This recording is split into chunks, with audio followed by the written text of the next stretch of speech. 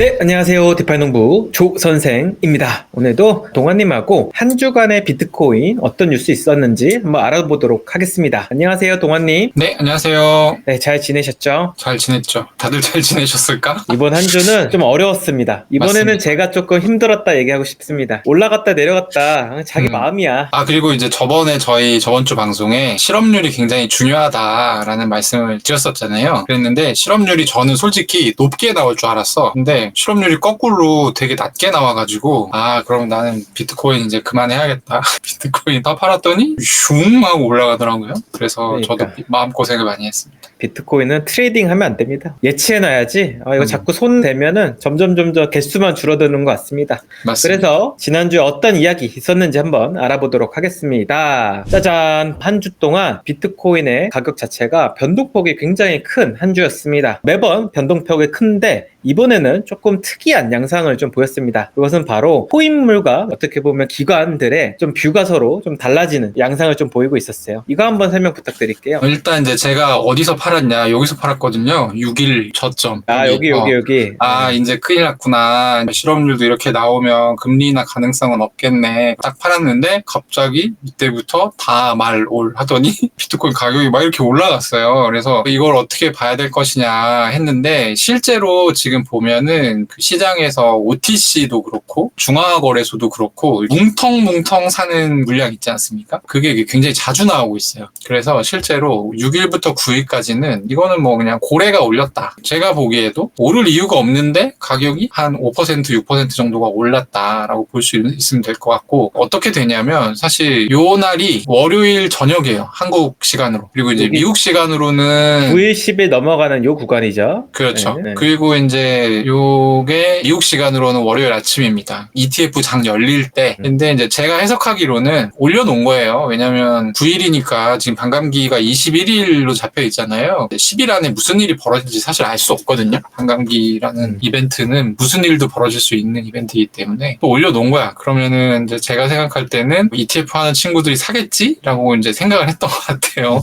그래서 올려놨는데 이때 정말 역대급으로 안 샀습니다. 매수가 굉장히 적게 나오면서 가격이 다시 뚝 떨어졌죠. 뚝 떨어지고 10일서부터 이제 CPI, PPI가 계속 이제 나오는 그 주였는데 굉장히 안 좋은 지표가 나왔어요. CPI 때 일단. 그래서 가격이 이렇게 슬금슬금 내려가기 시작하는데 이게 확 안 빠지고 좀 횡보하잖아요. 왔다 갔다. 이때도 사실은 고래들이 좀 샀습니다. 뭔가 방어하는 듯한 모습이 나왔었는데 이때 CPI가 안 좋게 나오니까 항복했고요. 되게 재밌었던 거는 67K까지 내려가니까 갑자기 ETF발 매수 물량이 엄청 막 들어오기 시작하면서 이게 다시 71K까지 올라갔단 말이에요. 그래서 지난 한 주는 제 입장에서는 이거 뭐 하자는 거냐 이런 주였다. 뭐 지표 이런 거 다 필요 없고 ETF에서 많이 파느냐 덜 파느냐 이게 좌우했던 한 주였던 것 같습니다. 주거니 받거니 하는 것 같아요. 주말 되니까 이제 코인물들이 쭉 사가지고 가격을 올려놓고 또 기관 쪽에서는 쭉 팔다 보니까 가격이 또 눌리고 중요한 지표 발표되고 나서 당연히 우리가 생각한 대로 되겠지라고 했는데 또 그렇게 움직이지 않는 굉장히 혼조세가 좀 보였다라고 정리를 하고 싶고, 그럼 이런 것들이 왜 발생을 하느냐라고 그냥 우리가 생각해보면 결국 이 두 가지 이유였던 것 같습니다. 그렇죠? 맞습니다. 네, 이게 11일부터 상승하기 시작하잖아요. 공교롭게 11일에 두 가지 뉴스가 떴어요. 하나는 그레이스케일이라고 지금 ETF에서 굉장히 유출을 계속 주도하고 있는 GBTC라는 녀석이 있는데, GBTC를 만든 이제 회사가 그레이스케일이라는 회사입니다. 대표가 로이터라는 언론사의 팟캐스트에 나와서 얘기를 했는데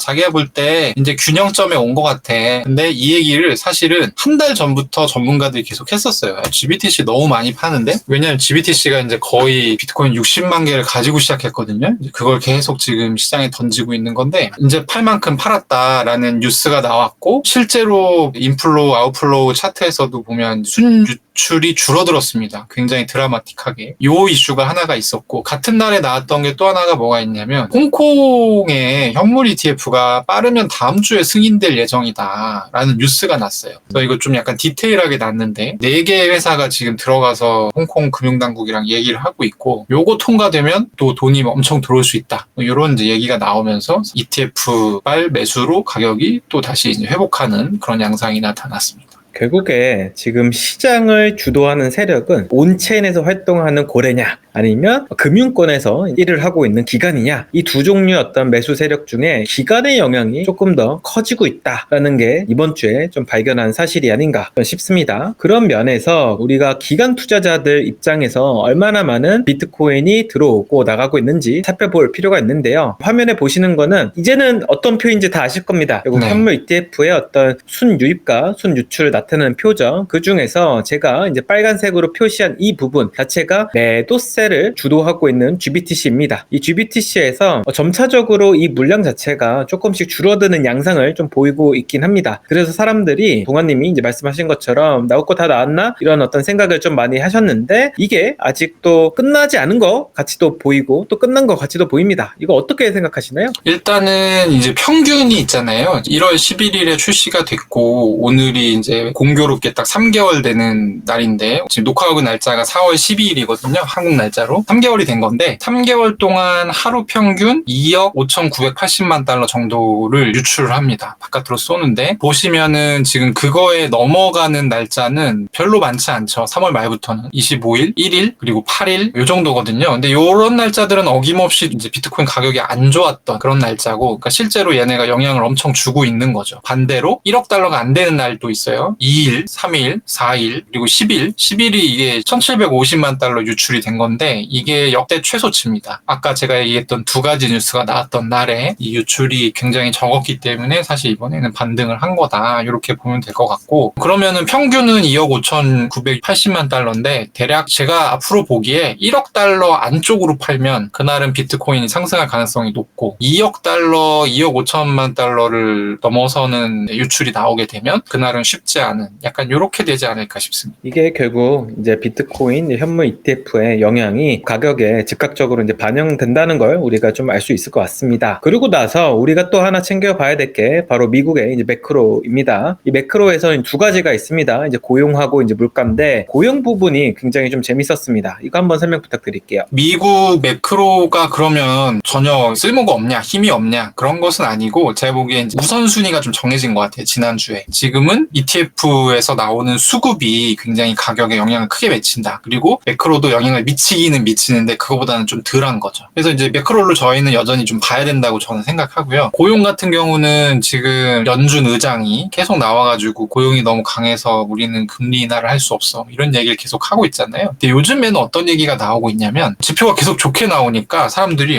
이거 근데 좀 이상한 것 같은데? 로 들여다보기 시작했어요. 그래서 발견한 게 뭐냐면 장표에 빅 이미그레이션이라고 돼 있잖아요. 최근에 22년, 23년에 중국에서 미국으로 넘어오는 이민을 해오는 사람 숫자가 어마무시하게 늘었습니다. 1년에 미국 인구의 1% 정도가 계속 들어오고 있어요. 그래서 이 장표에서 보시면 흰색 그래프는 인플로이먼트 레벨인데 이건 네이티브 본. 그러니까 미국에서 태어난 사람들의 고용은 이 정도로 는 거고 바깥에서 온 사람들, 이민자들의 고용이 엄청 는 거죠. 그래서 엄청 강하다고 얘기하는 고용 데이터가 사실은 한국으로 치면 저임금 외국인 노동자들의 고용이 잡히고 있는 거다. 그러니까 물가에 그렇게 큰 크리티컬한 영향은 없다. 그러니까 금리 인하 해도 된다. 뭐 이런 얘기를 하는 사람들의 논거로 사용이 되고 있습니다. 그래서 또 확인을 해보면 바로 이거잖아요. 고용이 우리가 생각하는 것처럼 활발하냐라고 했을 때 결국 중소기업들의 고용 지표 자체가 좀 안 좋다라는 게 좀 나오기 시작했죠. 그 경제가 좋다는 거는 다 평균 치는 거니까 이럴 수가 있잖아요. 가령 엄청 부자들만 돈을 벌어. 돈 없는 사람들 돈을 하도 못 벌어. 근데 평균을 치니까 부자들이 너무 돈을 많이 벌어서 지표가 좋게 나오는 거예요. 이런 경우가 있고 부자들도 조금 고만고만 이게 괜찮아지고 못 사는 사람들도 같이 성장을 하는 그런 경기가 좋다는 그런 상황이 있을 수 있는데 지금 보면 전자라는 거죠. 부자들만 돈을 굉장히 많이 벌고 지금 소규모, 중규모 사업장 같은 경우에는 고용 계획이 떨어지고 있는 추세다. 오히려 굉장히 큰 사업장들 위주로 경제가 돌아가고 있다. 그래서 왜 이게 중요하냐면 지금 미국의 금리 자체가 굉장히 최근 몇 년에 비해서 하이 레벨이기 때문에 이 사람들 돈 빌린 거거든요. 그래서 이자 부담이 엄청 늘어났을 거예요. 그래서 이 사람들이 결국에는 나 돈 못 갚아 하고 퍼져버리게 되면 그게 다 부실이 되는 거고 그게 이제 사실은 경제 위기하고 연결이 되는 거거든요. 그래서 이런 부분들을 봤을 때 금리 인하가 필요하다. 이것도 역시 지금 너무 고이자에 신음하는 못 사는 사람들이 많다. 이거 이자 안 줄여주면 얘네 퍼질 거야. 금리 인하 해야 돼. 이런 논거로 지금 사용되고 있는 그런 논리 중에 하나입니다. 네. 고용과 이제 같은 선상에서 우리가 봐야 되는 건 바로 물가입니다. 그래서 물가 지수가 이제 어느 정도 잡히냐가 이제 결국 금리 인하를 하냐 마냐를 결정하는 가장 중요한 요소인데, 최근에 화면에 보시는 것처럼 미국 소비자 물가 지수가 굉장히 좀 많이 올랐습니다. 지금 보시는 건 근원 이제 CPI인데 3.8%입니다. 즉 예상보다 상회했다는 게 이제 전망인데, 이거 어떻게 보십니까? 일단은 제가 이제 앞서 얘기했던 거는 고용 관련해서 이런 특성이 있기 때문에 물가가 오르는 것을 별로 걱정하지 않아도 된다. 이게 잡힐 거다, 결국에 물가가. 요런 이제 논거로 사용되는 부분들을 미리 설명을 드린 거고요. 그럼에도 불구하고 이제 CPI가 굉장히 높게 나왔어요. 시장 예상치보다도 상당히 높게 나왔고, 일단 나온 건 나온 건데 저희는 지금 비트코인 투자를 하고 있는 거잖아요. 그래서 이미 나온 지표는 그냥 지나간 거예요. 그냥 앞으로 어떻게 될 건가가 사실은 더 중요하다고 저는 생각하는데, 앞으로의 물가 지수는 사실 정해져 있습니다. 어느 정도 높게 나올 수밖에 없어요. 한 두세 달 정도. 왜냐하면 지금 물가가 높게 나오는 이유가 한 2월 3월부터 유가가 엄청 오르기 시작했거든요. 근데 이 유가라는 것은 우리가 이제 석유로 안 만든 게 없어요. 사실 둘러보면 주변에 석유 굉장히 여러 군데 많이 쓰이기 때문에 석유가가 올라가는 게 굉장히 중요한데, 자 여기서 한번 볼게요. 2023년에 이 물가 지수라는 거는 전년 동월 대비해서 이제 지표가 나오게 됩니다. 보시면 전년 동월 2023년 Q1 1분기에는 유가가 75.96이었어요. 96달러였어요. 서부 텍사스 유가. 그리고 2024년에는 77.50. 그러면 얼마 오른 거예요? 1.5달러 정도 올랐네요. 근데 Q2를 보시면 73.49였어요. 원래 비교 대상 자체가 더 낮아요. 1분기보다 2분기가. 2달러가 낮아. 2.5달러가. 근데 2분기에 유가 어떻게 될 거라고 생각하냐면 85불 정도가 될 거라고 생각하고 있어요. 그러니까 여기서 1.5달러 정도 차이가 나는데 지금 물가가 저 난리가 난 건데, 유가가 이거는 12달러 가까이 차이가 난다. 그러면 무조건 그 수치 자체는 굉장히 안 좋게 나올 수밖에 없다. 물가 지수 자체가 내려갈 가능성은 굉장히 낮다. 그래서 연초에 2024년에 금리 인하를 막 7번 한다, 이런 얘기 있지 않았습니까? 그러다가 이제 3월 FOMC에서 연준이 올해 한 3회 정도 할 거다. 그리고 첫 번째 금리 인하 가능성이 가장 높은 게 이제 6월 달이었는데, 지금 나오는 것들을 종합해 보면 6월 달 금리 인하는 종합적으로 봤을 때 물 건너간 상황이고, 9월이랑 12월 이렇게 두 번 하는 걸로 나오거든요. 근데 이 12월에 하는 금리 인하도 사실 내년으로 밀릴 수 있다. 그래서 재수 없으면 한 번 하거나, 물가가 4, 5, 6월 달 내내 계속 저런 식으로 나오게 된다고 하면 아예 안 할 수도 있는 거죠. 그렇게 되면 비트코인 가격에는 그만큼 좋지 않다. 하지만 그렇다고 해서 비트코인 가격이 내리냐, 그런 얘기가 아니고 ETF 수급이 가장 중요한 요소이기 때문에 우리는 이거를 좀 집중해서 볼 필요가 있다. 뭐 한 가지 좀 첨언하면은, 지금 이란하고 이제 이스라엘의 이제 긴장이 좀 고조되고 있습니다. 그렇기 때문에 국제 유가 자체가 90달러를 이제 돌파하기도 했었습니다. 지금 조금 내려온 상태인데, 이것도 굉장히 사실 좀 불안한 요소거든요. 그래서 지금 이란이 48시간 내에 이스라엘을 뭐 공격한다 안 한다, 이거가 결국에는 이제 우리가 좀 봐야 될 이슈기도 해서, 국제 유가가 이제 불안하게 되면은 결국 이 유가가 이제 급등하게 돼서 결국 인플레이션에도 이제 큰 영향을 좀 끼칠 것 같습니다. 그럴 일이 좀 없길 좀 바라면서 다음 장표를 보시면, 그래서 금리 인하할 거냐 말 거냐, 이제 고용 보면 고용은 안 좋고, 물가 보면 물가는 이제 높고, 결과적으로 이러지도 저러지도 못하는 상황이 좀 처인 것 같습니다. 파워 입장에서는 지금 어떻게 생각을 좀 할까요? 파월은 되게 재밌는 게 뭐냐면요, 이제 CPI 굉장히 안 좋게 나왔었잖아요, 며칠 전에. 예상 상회해서 물가 엄청 높다 이렇게 나왔는데, 그날 조 바이든 미국 대통령이 일본 수상이랑 같이 기자회견을 하는 자리에서 기자가 물어봤나 봐요. 물가 이렇게 다시 높아지고 있는데 어떡할 거야? 그랬더니, 나는 연준이 올해 금리 인하를 해줄 것으로 믿는다. 물론 이제 시기가 한 달 정도 늦춰질 수 있지만, 뭐 이런 식으로 얘기를 했거든요. 그래서 말이 많았는데, 이게 한국으로 치면 기사 어떤 식으로 나냐면, 대통령이 하는 총재한테 야 물가 좀 내리면 안 돼? 약간 이런 식으로 압력을 넣은 약간 그런 꼴이 되는 거예요. 약간 그런 부분이 있었어요. 확실히 뭐가 중요한 것 같냐면, 11월 달에 미국 대선이 있잖아요. 그래서 저는 그전에는 한 번은 할 것 같아요. 물가가 뭐 어떻게 되든 간에 별 핑계를 다 대서라도 한 번은 아마 하지 않을까 싶고, 그래서 이제 우리는 뭘 봐야 되냐면, 요거는 이제 패드워치라고 해서 시카고 상업거래소에서 제공하는 금리 예상 툴입니다. 어떻게 읽는지를 알려드릴게요. 지금 요 525에서 550bp 여기에 있거든요. 5월 달에는 동결이 95.8%인 거예요. 6월 6월 달에는 75%가 동결 보고 있는 거고 7월 달에도 50.9%가 동결인 거예요. 이게 동결이 우세한 거예요. 7월까지는. 근데 9월에 44.8이죠. 그리고 한 번 더 한다라고 하면 12월 18일, 12월 달에 하는데 보시면 이게 33.49, 이건 32.7이에요. 0.7%포인트밖에 차이가 안 나요. 그래서 아까 제가 한 번 할 수도 있다고 얘기한 게 여기서 금리 인하의 부정적인 뉴스가 하나만 더 나와도 파란색이 한 칸 오른쪽으로 갈 수 있습니다. 요게 2회에서 1회로 떨어지는 포인트가 비트코인 가격에 한번 출렁일 수 있을 것 같아요. 그래서 그런 거를 좀 보시면 좋지 않을까 생각합니다. 이거는 제가 그냥 뉴스에서 좀 들었던 건데 4월 26일 날 PCE라고 하는 지표를 발표한다고 합니다. 그래서 연준은 이 PCE를 굉장히 유심히 본다고 하니까 이게 어떻게 좀 발표 나는지도 한번 여러분들 참고 한번 해보시면 좋을 것 같고요. 오늘은 결국 비트코인이 오르는지 내리는지 사실 알 수가 없다. 지금 매크로 자체는 굉장히 이제 금리 인하 가능성이 희박하기 때문에 이쪽에서는 비트코인 가격을 좀 떨어뜨리는 요소로 작용하나 현물 ETF의 이제 순유입이 조금씩 다시 회복세를 보이고 있기 때문에 이게 어떻게 되는지 한번 우리가 유심히 좀 지켜볼 필요가 있다라고 한번 정리하면 좋을 것 같습니다. 한 가지만 더 추가하면 4월 11일이 아까 제가 얘기했잖아요. 출시한 지 3개월 됐다고. 근데 ETF가 출시 만 3개월 지나야 그 해당 ETF를 포트폴리오에 담게끔 내규를 가지고 있는 미국 기관들이 좀 있다고 해요. 그래서 비트코인 현물 ETF들이 이제 출시가 됐을 때 곧바로 사지 못하고 그 ETF가 이제 잘 되는지 이거 사도 되는지 이 기간에 한 3개월 두는 곳들이 있는 거죠. 그래서 이 친구들이 아마 한 빠르면 오늘 아니면 다음 주부터 이 ETF를 좀 살 수가 있다. 그러면 시장에 새로운 매수세가 들어오니까 그때는 또 우리가 예상치 못했던 좀 상승이 나올 수도 있다. 이런 말씀 전해드립니다.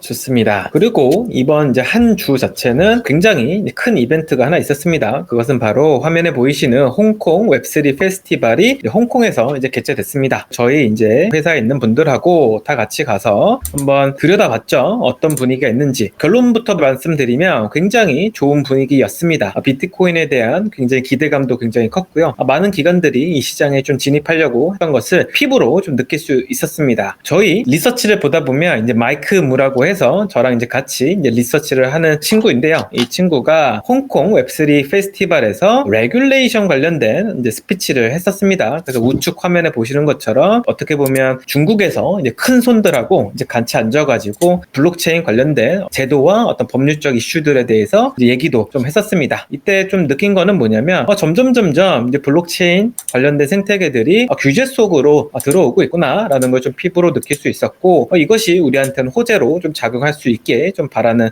마음입니다. 그리고 제가 홍콩 페스티벌에서 느낀 한 가지가 있었습니다. 그것은 바로 뭐였냐면 이제 왜 중국 사람들이 비트코인 생태계에 관심이 많은지 좀 이해하기 시작했습니다. 최근에 이제 사람들이 비트코인 레이어 2다라고 하면서 굉장히 이 비트코인 레이어 2를 투자금을 이제 모으는데 하나의 이제 좋은 단어로서 많이 사용을 했었어요. 그래서 비트코인 레이어 2만 붙어 있으면 뭐 자금이 굉장히 많이 모이는 기이한 현상이 좀 벌어졌는데 이 비트코인 레이어 2는 도대체 왜 중국에서만 이렇게 인기가 많을까? 이게 사실 굉장히 좀 궁금했었던 거고 그것에 대한 해답을 두 가지로 찾을 수 있었습니다. 바로 한 가지는 뭐였냐면 중국 자본들이 새로운 판을 짜기 위해서 만들고 있는 게 비트코인 레이어 2다라고 좀 알 수 있었어요. 중국에는 큰 캐피탈들이 굉장히 많습니다. 그 중에서도 OKX 있죠. 또 그 ABCDE라고 해서 이제 후오비의 자금으로 이제 운영이 되고 있는 펀드가 있습니다. 이 두 어떤 회사에서 미국한테 뺏긴 이 패권 전쟁을 어떻게 다시 가지고 올 수 있는지 좀 고민을 하다가 만들어낸 게 바로 이제 비트코인 레이어 2예요. 그래서 젊은 친구들한테 비트코인 레이어 2 생태계를 당신들이 개발할 수 있다고 하면 우리가 돈을 주겠다라고 해서 팀이 없어도 아이디어만 있으면 뭐 작게는 뭐 한 20억, 많게는 막 50억까지 투자를 쉽게 해주는 좀 모습을 좀 보일 수 있었습니다. 근데 그런 것들이 이런 어떤 초기 투자를 받고서 몇 달 뒤에 팀을 꾸려서 한 1,000억, 한 2,000억 정도의 어떤 가치로서 한국에서 또 레이징하는 좀 모습이 좀 많이 보였습니다. 특히 이제 뭐 비트레이어라고 하는 그런 프로젝트도 있었는데 이런 것들이 사실 저는 굉장히 좀 위험해 보였습니다. 왜냐면 기술적인 어떤 백그라운드가 없이 새로운 내러티브로서 투자사들을 등에 업고서 뭔가 자금을 모으는 것 같아서 이제 굉장히 좀 위험하다라는 걸 좀 느낄 수 있었고 어떻게 보면 이런 것들 때문에 지금 중국 시장에서는 이 비트코인 레이어 2가 결국 시장의 어떤 판도를 바꿀 하나의 어떤 생태계로서 자리 잡을 수 있다라는 하나의 생각 때문에 큰 가치를 좀 받고 있었다. 그래서 이게 디파이 썸머랑 굉장히 비슷합니다. 결국에는 사람들이 LP 유동성 공급하면서 뭔가 잘 될 것 같으니까 큰 돈들이 막 들어오는데 이런 것들 사실 기술적으로 어떤 바탕이 그러니까 기술적 바탕이 따라주지 않으니까 이게 쉽게 무너졌었잖아요. 이제 비트코인 레이어 2도 그런 어떤 양상을 좀 보일 수 있어서 투자에는 조금 유의할 필요가 있습니다. 전 개인적으로 중국 비트코인 레이어 2보다는 차라리 미국 비트코인 레이어 2 쪽에 관심을 좀 갖는 게 낫지 않을까라는 생각도 들었습니다. 왜냐하면 비트코인 레이어 2 자체가 우리가 무시할 수 있는 내러티브는 아닌 것 같아요. 기술적으로 뭐 안 돼 있다고 해서 그것을 좀 깎아내릴 수 있지만 결과적으로 사람들이 좋아하는 컨셉이기 때문에 투자 목적으로서는 굉장히 좀 한번 들여다볼 필요 있다. 하지만 중국 쪽은 유의할 필요가 있다. 그래서 오히려 차라리 지금 시장 자체가 이제 미국 시장에 굉장히 포커싱 돼 있고 있기 때문에 미국 쪽을 한번 들여다보면 좋지 않을까라는 생각을 좀 하고 왔습니다. 네, 오늘도 동아님 모시고 한 주간의 비트코인 뉴스에 대해서 알아봤습니다. 지금 온체인상의 코인물과 그 다음에 금융시장의 이제 기관들이 서로 이제 비트코인을 매수하고 매도하면서 이 비트코인이 어느 정도 이제 횡보 구간에 좀 머물러 있는 것 같습니다. 동아님이 말씀하셨듯이 이제 4월 달이 지나게 되면은 비트코인 ETF가 이제 3개월째 되는 날이기 때문에 3개월 이후에 또 새롭게 들어올 수 있는 매수세가 있으니까 우리 그 매수세에 조금 기대를 걸어보면 좋을 것 같습니다. 오늘도 여러분들과 좋은 콘텐츠를 공유할 수 있어서 굉장히 행복했고요. 저희는 또 다시 한번 찾아오도록 하겠습니다. 감사합니다. 감사합니다. 바이 안녕.